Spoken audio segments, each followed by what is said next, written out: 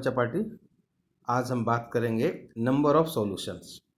Means क्या इसका मतलब है, pair of linear equation in two variable के अंदर आपके पास एक्स और वाई में दो इक्वेशंस होती है, उसके कितने सॉल्यूशंस आएंगे। क्या मतलब हुआ, आपने 9th क्लास में पढ़ा था कि अगर आपके पास वन इक्वेशन हो टू वेरिएबल में तो उसके इनफाइनाइट सॉल्यूशन होते हैं।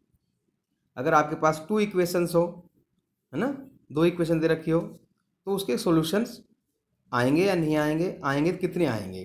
तो यहाँ पर एक वर्ड आता है कई बार, कंसिस्टेंसी एंड इनकंसिस्टेंसी।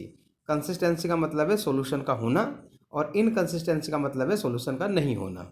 राइट, जैसे आपके पास ये इक्वेशंस है a x plus b y plus c equal to zero, ये फॉर्म में दो इक्वेशंस है। यहाँ मैंने A1 B1 C1 लिख दिया, इसमें A2 B2 C2 लिख दिया। एक्चुअल में फॉर्म यही है इसकी, a x plus b y plus c equal to zero. ये आपके पास टू वेरिएबल इक्वेशन होती है। इसमें दो इक्वेशन ऐसी होंगी, इसके लिए इसका नाम डाल दिया A1x प्लस B1y और C1। अगली का क्या लिख देगा वो, A2x प्लस B2y और C2। राइट, अब हमें ये बताना है विदाउट सॉल्विंग द इक्वेशन कि इस इक्वेशन के सॉल्यूशन कितने होंगे। देखो हमने पहले ही बताया था कि एक अगर इक्वेशन हो टू वेरिएबल में उसके इनफाइनाइट सॉल्यूशन होंगे। अगर अगर दो इक्वेशन है तो कितने सॉल्यूशन होंगे। तो ऐसे में क्या होता है बेटा, सॉल्यूशन का मतलब क्या है कि एक्स और वाई की वो वैल्यू जो इस इक्वेशन को भी सेटिस्फाई करती है और दूसरे को सेटिस्फाई करती है, वो उसका सॉल्यूशन होता है।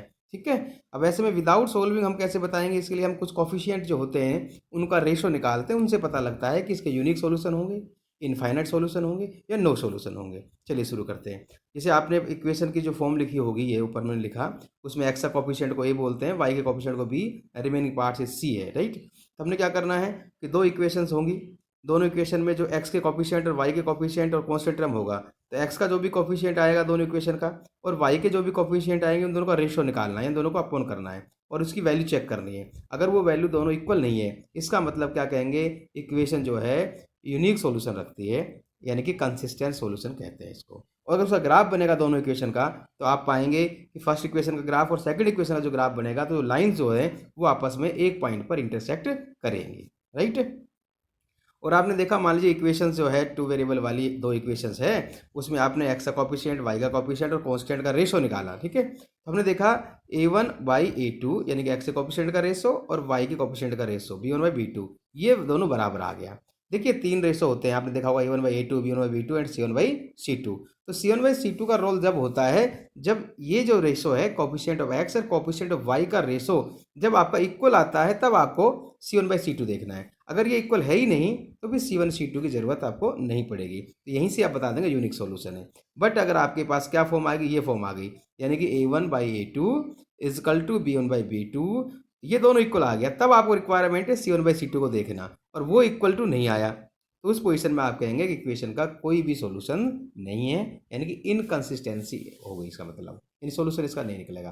ठीक है, यानी सॉल्यूशन का मतलब एक्स और वाई की ऐसी कोई वैल्यू नहीं आएगी जो दोनों को सेटिस्फाई करेगी। राइट, अगर इसका ग्राफ बनाकर देखेंगे आप इन नो सॉल्यूशन वाले का, तो जब ग्राफ बनाएंगे तो दो लाइन बनेगी और दोनों लाइन एक दूसरे से कैसी होगी, पैरेलल होगी, यानी इंटरसेक्ट करेगी नहीं। क्लियर बेटा। तीसरी क्वेश्चन क्या हो सकती है कि मान लीजिए आपने एक्स के कॉफिशिएंट और वाई के कॉफिशिएंट का रेशो निकाला, यानी A1 बाई A2 निकाला, B1 बाई B2 निकाला, ये तो इक्वल आ गया। अब इक्वल आने के बाद ही आपको जरूरत पड़ेगी C1 बाई C2, और C1 बाई C2 भी आपका इक्वल आ गया, तीनों इक्वल आ गया। इसका मतलब ये हुआ कि इक्वेशन के सॉल्यूशन तो होंगे लेकिन यूनिक नहीं होगा, इनफाइनाइट सॉल्यूशन होंगे, यानी एक्स और वाई के बहुत से पेयर होंगे जो दोनों इक्वेशन को सेटिस्फाई करते हैं। राइट है, वैसे इसके अंदर भी कंसिस्टेंसी वर्ड आएगा, क्योंकि सॉल्यूशन तो होगा, कंसिस्टेंसी का मतलब सॉल्यूशन होना, लेकिन इनफाइनाइट सॉल्यूशन आएंगे। राइट बेटा, और आपका अगर ग्राफ बनेगा इसके अंदर तो एक लाइन बनेगी और उसी के ऊपर दूसरी लाइन ओवरलैप करेगी, ऐसा करेगा।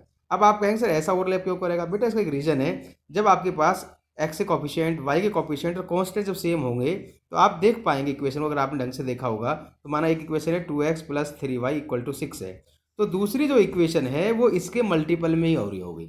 मल्टीपल का मतलब इस इक्वेशन को मैं मान लीजिए 3 से इंटू कर दूँ, क्या बन गया, 6x plus 9y is equal to 18, मैंने 3 से इंटू कर दिया। तो ये दोनों इक्वेशन आप जब देखेंगे ना, तो यहाँ किसी भी जो बड़ा नंबर दिखाई दे रहा है उसमें से आप कॉमन लेंगे। आप जैसे आप कॉमन लेंगे तो वो जो इक्वेशन आपको दे रखी है पहले वाली उसी के इक्वल हो सकती है, वो होगी उसके इक्वल बेटा। इसलिए ये दोनों इक्वेशन लगभग सेम जैसी होती है ना। इसलिए यहाँ ध्यान रखना कि वो जो लाइन्स है ना वो कैसी होंगी बेटा, ओवरलैपिंग करेंगे, एक दूसरे पर ओवरलैप करेगी। क्लियर है। जैसे यहाँ एग्जाम्पल देखो, क्वेश्चंस कैसे आते हैं सर इसके अंदर, भाई एक नंबर क्वेश्चन तो ऐसा आ सकता है कि इक्वेशन दी होगी, सिर्फ ये पूछेगा how many solution of this equation, बस। तो उसमें क्या करना है बेटा, एक्स के कोफिशिएंट का रेशो निकाल लिया, वाई के कोफिशिएंट का रेशो निकाल लिया और कांस्टेंट का रेशो निकाल लिया, तीनों का रेशो निकाल के छोड़ दो आप। कि सबसे पहले आपको देखना है कि क्या एक्स और वाई के कोफिशिएंट का रेशो इक्वल है, सर इक्वल नहीं है। अगर इक्वल नहीं है तो फिर C1/C2 की जरूरत नहीं है, वही कह देगा यूनिक सॉल्यूशन है। अगर इक्वल है तो थर्ड रेशो देखना है। यहाँ देखिए मैंने क्या लिखा, 2/5 आया, इसका कितना आया, 1/2 आया। ठीक है, तो C1/C2 निकाल तो लिया मैंने, पर जरूरत नहीं पड़ेगी, क्यों कि आपके पास A1/A2 की जो वैल्यू है वो आ रही है 2/5 और B1/B2 कितना आ रहा है 1/2, यानी दोनों इक्वल नहीं आ रहा, तो C1/C2 की जरूरत नहीं निकालने की। आप सीधा कह देंगे इक्वेशन हैज यूनिक सॉल्यूशन। ठीक है, और लाइंस पे पूछे तो लाइंस आर इंटरसेक्ट। क्लियर। अगर आपके पास ध्यान रखने की बात यह है कि इक्वेशन जो है ना ये दोनों, ये एक जैसी होनी चाहिए, सिमिलर फॉर्म में होनी चाहिए, बिल्कुल नहीं डरना। जैसे यहाँ क्या लिखा मैंने, एक्स का टर्म वाई का टर्म इक्वल टू कॉन्स्टेंट, तो यहाँ भी एक्स का टर्म वाई का टर्म और इक्वल टू कॉन्स्टेंट होना चाहिए। ठीक है, आप ऐसे भी कर सकते हो, एक्स का टर्म, एक्स का टर्म वाई का टर्म, एक्स का टर्म ये देखो वाई का टर्म फिर कांस्टेंट इक्वल टू जीरो। अगर ये पहली इक्वेशन की ये फॉर्म है, दूसरी की भी यही फॉर्म होनी चाहिए। आप ऐसे भी लिख सकते हो बेटा कि मान लो कहीं एक्स का टर्म लिख दिया, इक्वल टू लिख दिया वाई का टर्म, फिर यहाँ कांस्टेंट हो गया, तो दूसरी इक्वेशन भी ऐसी अरेंज होनी चाहिए, एक्स का टर्म इक्वल टू होना चाहिए, फिर वाई का टर्म फिर कांस्टेंट। मतलब फर्स्ट इक्वेशन जिस तरह से अरेंज है, सेकंड इक्वेशन भी वैसे अरेंज हो, तब हमें A1/A2 B1/B2 और C1/C2 निकालना है। ओके बेटा, चलिए नेक्स्ट क्वेश्चन ऐसे देखते हैं, जैसे यही क्वेश्चन है, एक क्वेश्चन वो दे दिया मैंने 5/10, ये देखो एक इक्वेशन ये, एक इक्वेशन ये है, इनके एक्स को कोफिशिएंट का रेशो निकालना है, मैंने क्या निकाला 1/2, वाई कोफिशिएंट का रेशो निकाला कितना है 10/7, क्या दोनों इक्वल है, नहीं इक्वल है, फिर भी मैंने C1/C2 निकाल लिया, वो कितना आ रहा है 1/2, इसकी जरूरत नहीं है इक्वल आ रहा है या नहीं आ रहा। इंपॉर्टेंट चीज़ क्या है कि A1/A2 और B1/B2 का रेशो सबसे पहले देखना है। अगर ये रेशो इक्वल है तभी बेटा आपको C1/C2 पर जाना है, अदरवाइज C1/C2 को देखना ही नहीं है। जैसे यहाँ पर A1/A2 1/2 आया, B1/B2 10/7 आया, C1/C2 क्या आया ये मैटर नहीं कर रहा, क्योंकि ये दोनों इक्वल नहीं है, यूनिक सॉल्यूशन है। हाँ ये दोनों इक्वल आते हैं तभी आपको C1/C2 को देखना है। ओके बेटा, यह यूनिक सॉल्यूशन हो गया। ठीक है, अब एग्जाम में क्वेश्चन कैसे पूछा जाता है, अगर मान लीजिए कोई 2 नंबर का या 4 नंबर क्वेश्चन आया, बड़ा क्वेश्चन, तो कैसे पूछेगा देखिए, ये इंपॉर्टेंट है। क्वेश्चन आएगा फाइंड द वैल्यू ऑफ के if equation have infinite solution, तो यहाँ इनफाइनाइट सॉल्यूशन आ सकता है बेटा, यूनिक सॉल्यूशन आ सकता है और नो सॉल्यूशन भी आ सकता है, तीन कंडीशन में से कुछ भी आ सकता है। तो हमने एक क्वेश्चन लिया है कि 2 इक्वेशन है, उसमें के क्या रख दिया जाए, ये क्वेश्चन कह रहा है कि के क्या हो दोनों के अंदर, के की वैल्यू क्या रख दें ताकि इक्वेशन कैसा बन जाए, सॉल्यूशन कैसा बन जाए इसका, इनफाइनाइट। इनफाइनाइट का मतलब बेटा एक्स के कोफिशिएंट का रेशो, वाई के कोफिशिएंट का रेशो और कांस्टेंट का रेशो इक्वल आता है, इसके अंदर ध्यान रखना। तो सबसे पहले क्या करना है आपको, इनफाइनाइट सॉल्यूशन दे रखा है, डोंट वरी, पहले आप A1/A2 की वैल्यू निकालो, यानी कोफिशिएंट ऑफ एक्स, ध्यान रखना कोफिशिएंट ऑफ एक्स ये निकल गया K/12, फिर आप B1/B2 निकालो, कोफिशिएंट वाई यानी कि 3/K, फिर आपको C1/C2 निकालना, तो C1 ध्यान रखना विद साइन का जरूर ध्यान रखना बेटा, माइनस इंटू K-3, यहाँ कितना है -K, माइनस माइनस क्रॉस होगा, ये हो जाएगा K-3 निकल गया। अब कह रहा है इक्वेशन है इनफाइनाइट सॉल्यूशन, इनफाइनाइट है मतलब तीनों का रेशो इक्वल होगा, तीनों को हमने इक्वल कर देना है, ऐसे इक्वल हो गया। ठीक है बेटा, ये हो गया।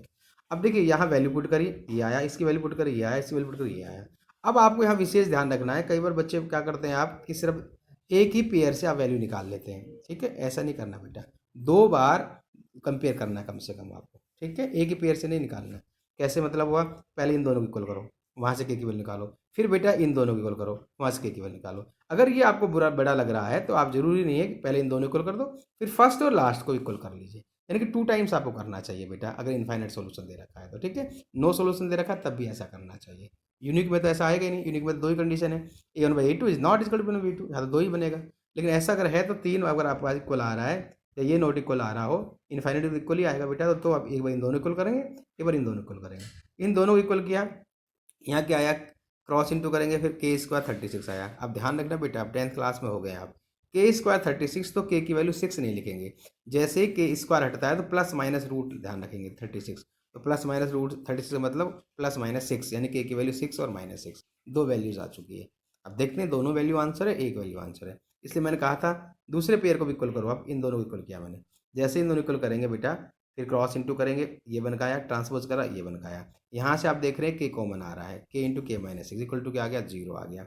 अब इसका मतलब क्या हुआ देखिए इसका मतलब है कि 2 नंबर इक्वल टू 0 है, it means first number equal to 0 होगा या सेकंड नंबर इक्वल टू 0 होगा, तो दोनों को अलग अलग 0 करेंगे तो K की वैल्यू 0 और क्या आया 6 आया, राइट।